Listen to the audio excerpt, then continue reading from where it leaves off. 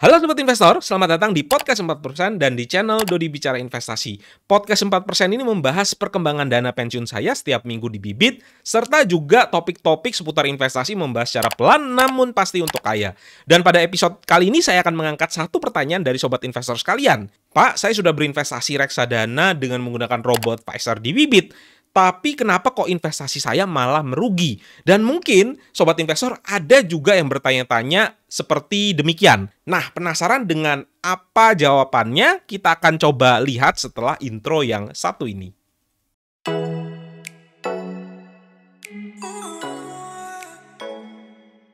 Sobat Investor, sebelum kita membahas pertanyaan yang tadi, izinkan saya untuk mengupdate perkembangan dana pensiun saya.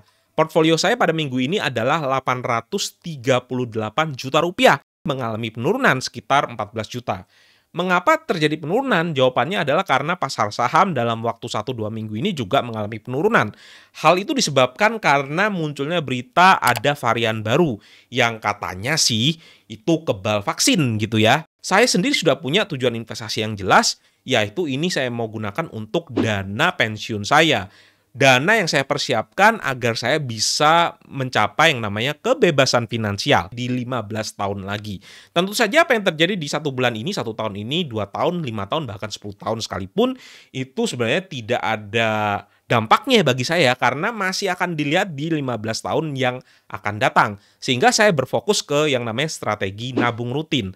Dan apabila Sobat Investor lihat ya di portfolio, kita bisa lihat juga di performa portfolio, ini adalah portfolio saya dari awal saya berinvestasi tepatnya di 11 November 2019 dengan nominal 200.000 dan sempat menyentuh titik tertingginya di nilai nominal yaitu 851 juta rupiah sebelum pada akhirnya sekarang mengalami penurunan.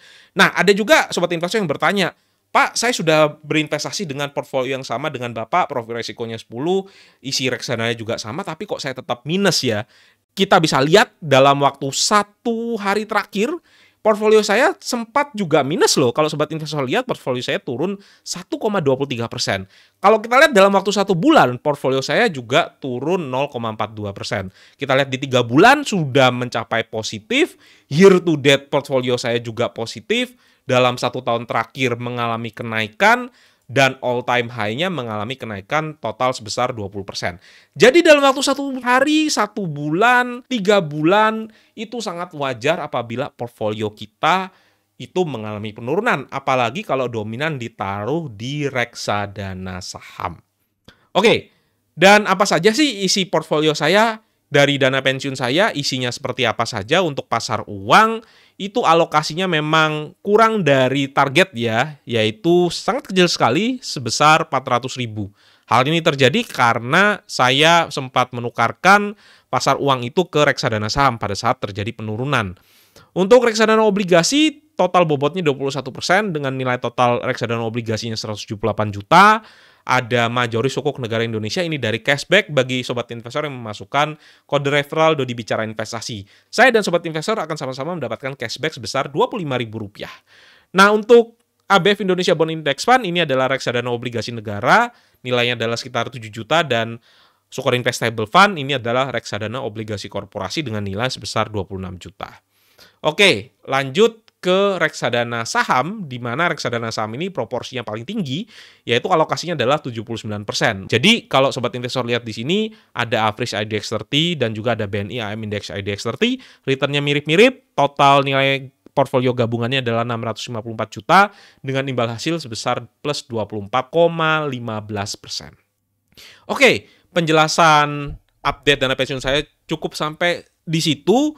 Dan pertanyaan lanjutannya adalah, mengapa ketika kita pilih robot advisor, kita masih bisa rugi? Jawabannya adalah karena di dalam robot advisor sendiri ada reksadana pasar uang, ada reksadana obligasi, dan juga ada reksadana saham. Di mana reksadana saham dan reksadana obligasi itu bisa mengalami yang namanya naik dan turun. Dan dengan robot advisor sendiri kita bisa langsung beli 3 reksadana sekaligus yang memang sudah diatur proporsinya sesuai dengan profil resiko kita. Kita bisa mengubah profil resiko kita dengan mengklik ubah di sini.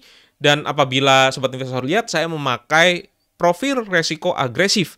Penjelasannya adalah tipe investor agresif mempunyai toleransi terhadap resiko yang cenderung tinggi, di mana kita bisa menerima fluktuasi pasar yang tinggi untuk mencapai return yang tertinggi. Nah, kata-kata ini terkadang kurang bisa dipahami ya. Apa sih toleransi resiko? Apa sih fluktuasi pasar yang tinggi? Dan apa yang dimaksud dengan return yang tertinggi? Kita nanti akan bahas di belakang ya. Apalagi profil resiko yang ada selain agresif apabila sobat investor turunkan, maka akan ketemulah yang namanya moderat. Toleransi resiko tidak terlalu tinggi, return di atas suku bunga deposito, dan fluktuasi nilai pasar yang cukup moderat. Kalau seandainya diturunkan lagi di level 4 ke bawah, maka sobat investor akan masuk ke portfolio konservatif. Nah, menarik untuk dicermati kalau proporsi yang konservatif itu akan dominan isinya reksadana pasar uang. Sedangkan untuk proporsi yang moderat itu dominan isinya adalah reksadana obligasi. Kalau yang portfolio yang agresif itu dominan isinya adalah reksadana saham. Oke, jadi kesalahan pertama dari persepsi orang-orang adalah ketika menyerahkan ke robo-advisor maka semuanya dianggap beres, tidak mengalami yang namanya kerugian. Bagi sobat investor yang tidak ingin rugi, justru jangan invest pakai robo-advisor. Invest saja di reksadana pasar uang 100%. Bisa scroll ke bawah, pilih reksadana sendiri, klik di sini yang namanya reksadana pasar uang. Nah, seperti apa sih perbedaannya, fluktuasi seperti apa, ataupun apa yang dimaksud dengan agresif dan moderat dan konservatif? Kita akan coba klik di sini contoh dari reksadana pasar uang. Saya akan masukkan Sukor Invest Money Market Fund di sini, dan sobat investor bisa pakai yang namanya fitur bandingkan reksadana, dan kita bisa pilih reksadana obligasi di sini.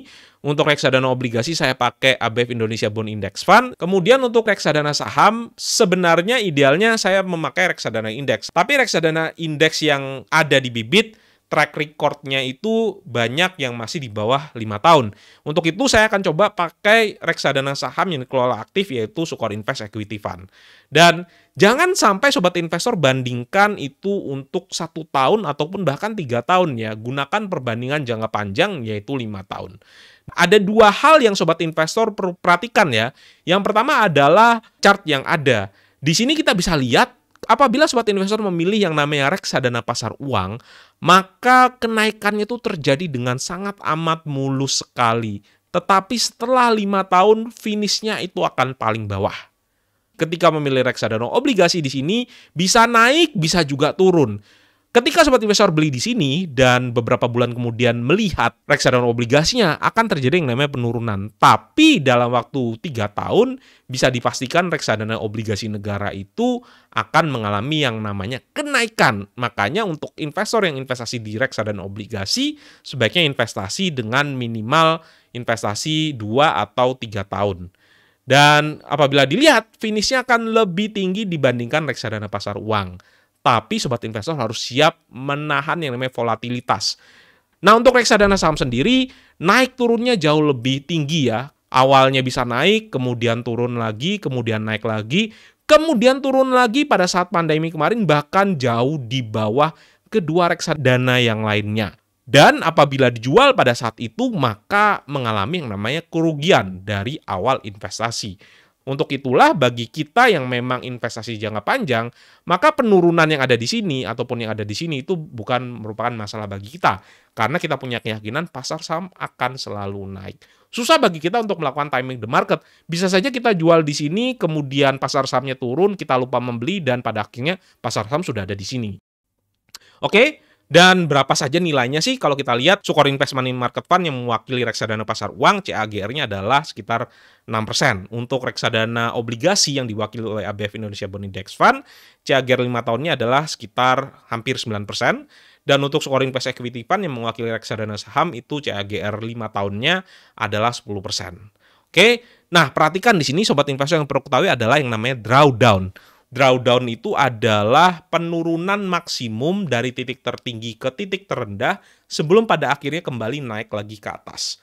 Nah, untuk reksadana obligasi itu dalam 5 tahun sempat turun sekitar minus 9%. Ya, dari sini turun ke bawah itu penurunannya sekitar 9%.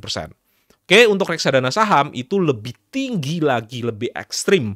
Bisa minus sampai 40%. Tepatnya ketika pandemi yang lalu, dari titik puncaknya turun ke bawah, itu turunnya sekitar 40%. Nah, untuk penggambaran yang lebih jelas, saya sudah gambarkan di Excel ya. Sobat investor bisa download Excel ini, klik saja file, kemudian download as Microsoft Excel, linknya nanti pasti akan saya kasih di deskripsi.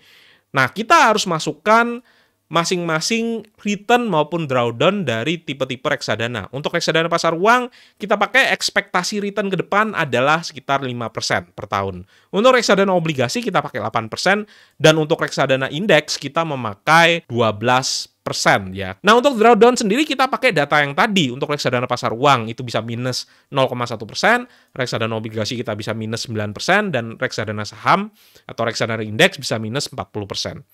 Dari situ kita coba lihat ya, ada 10 level robo, dari level 1 sampai level 10, di mana masing-masing level itu punya masing-masing bobot. Misalnya di level 1 itu dominan reksadana pasar uang 70%, kemudian ada reksadana obligasi 20%, dan reksadana saham 10%.